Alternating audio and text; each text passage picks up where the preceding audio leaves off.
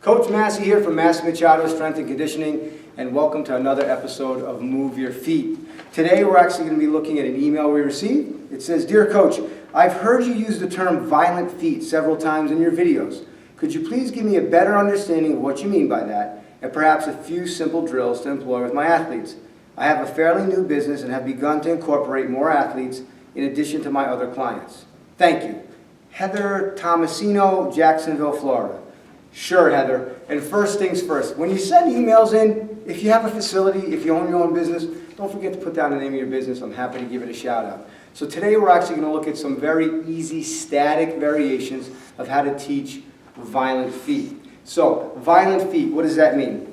Well, in sum and substance, violent feet versus that of casual feet. You want to have a discernible, noticeable change in your ground reaction forces to get you in any given direction. And with ground reaction forces, you want to create them, you want to borrow them, and you want to lend them to move in a particular direction. And today we start super simple with the concept of violent feet as opposed to casual takeoffs. So I'm going to be calling in Maddie Fate to come on in, and she'd give a little wave at the camera. It's Maddie's first time on camera, she's super hyped. But in any event, when we talk about violent feet, if I have Maddie standing in a parallel base, and I told her to go, you don't have to go yet, what I don't want to see is, I don't want to just see her get stuck there. I want to see her take a very proactive, it's actually, people say the first step, it's actually the initial proactive movement. I want to see a very violent, discernible, noticeable, initial proactive movement. So, we're going to start like this. We have painter's tape, one of my favorite tools to use. It's about 16 inches apart. And it also represents probably the front of Maddie's body and the rear of Maddie's body. And when we go into this drill, what we're looking for is that she either maintains or gains ground, but doesn't lose ground. And in doing this, in this drill, you want to make sure that they have this initial proactive movement as quickly as possible. And you can literally take data on how long they're in a given position. We eventually like to progress this to propulsion, forward motion, once again, maintain or gain ground. So, first things first. Maddie, take a nice playing base. Volleyball player. Set. Go! Good. So, she's going to walk back in there. And what I'm really trying to hone in on with her feet is that she's not reaching. You're going to find that you have people that they're either reachers, they're pushers, or they're stompers. We like stompers, we don't mind pushers because you're still going forward, but we definitely don't want reachers. And as we get further on into this video series about violent feet, utilization of ground reaction forces to get you in the directions you want to go, we're really going to hone in on what takes place there, and eventually we'll get to a stopwatch, and we'll take a look at how long she's actually in a given position. So once again, Maddie, set up here. That's parallel static. Set, go! Not bad. Perfect. Now, in looking at this, you'll see that she does have some arm movement, which is cool. Upper extremity movement, upper kinetic chain. We love it. However, you know what we like to do? We like to completely isolate that, right? So now, Maddie, we're going to go like this. And someone's calling right in the middle of videoing. That's pretty awesome.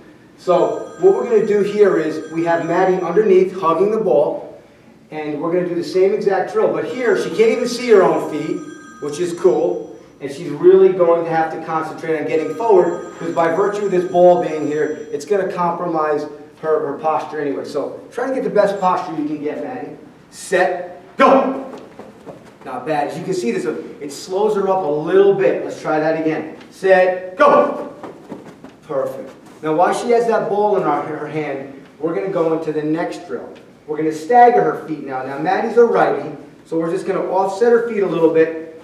Her toe is about midpoint of the front piece of painter's tape, and same deal, maybe like the ball of her foot in the back. She's always going to set up good anatomical components, good pillar, and set, go! Okay, so now there, I'm glad we saw that. For some reason, when she staggered, her front foot took a deep drop. So you're not going to want a deep drop. Everything about this is this way. If you want to go this way, that's where we're making our movement. If you're going to stomp, we got to concentrate on this way. If Maddie was going to go right, we'd have to have her concentrate on getting right. So let's try that again, Maddie. Don't let this change anything about what you want to do. Set, go! A little better. Good. Now we're getting rid of the ball. So we went parallel start, We went staggered start. You can even change feet when you're doing this. And once again, getting into the concept of violent feet, trying to answer this question here. One of the other things that you can do with this is very simple. I'm going to step off frame real quick. I'm going to grab a band, one of these Superbands, and you can put this here, and obviously easy stuff. This is resistance. You can also distract the movement to help the athlete better understand their proprioceptive capabilities and their spatial awareness. We don't even need to go over this. But probably the last and highest progression of this would be utilizing the flexible barbell, the Tsunami Bar, with a very low load. So she's going to Zercher load it. She's going to find that center, and you're going to have the athlete find a way to keep it comfortably against their body. Let's do it all over again, Maddie. We're going to go from parallel base, good hinges and levers, set, go, boom! Nice, walk on back. So she's actually having to work against the angle of deflection, the oscillation, the amplitude offered by that bar. The reactivity component from above is going to meet with the reactivity component from below, which is the ground reaction forces, and force this athlete to find a way to get out of that hole as quickly as she can. Now, stagger the feet. Now we're going to go stagger feet, Maddie. Set, go, boom! Right through a good girl. I like to say boom. It kind of adds an affect, you know, sort of like Batman and Robin, pow, kaboom. So, one more time, Maddie, show them, stagger. What I want you to notice on that stagger is when she goes stagger, it's going to be a little more difficult. She's going to have more of a torso angle, so you're going to want to sit back just a little bit, Maddie. Taller chest. Don't let your knees buckle. No valgus. Set, go, boom! Good girl. Great. So, once again, we were here today to answer the question. Concept of violent feet. It's utilizing, creating the ground reaction forces, taking the ground reaction forces up the kinetic chain, and getting in the direction that you want to go. Violent feet versus that of a casual foot, or just kind of not really making a concerted effort to get in the direction that you want to get. We worked with the parallel stance. We worked with the staggered stance. We looked for whether or not she was maintaining or gaining ground.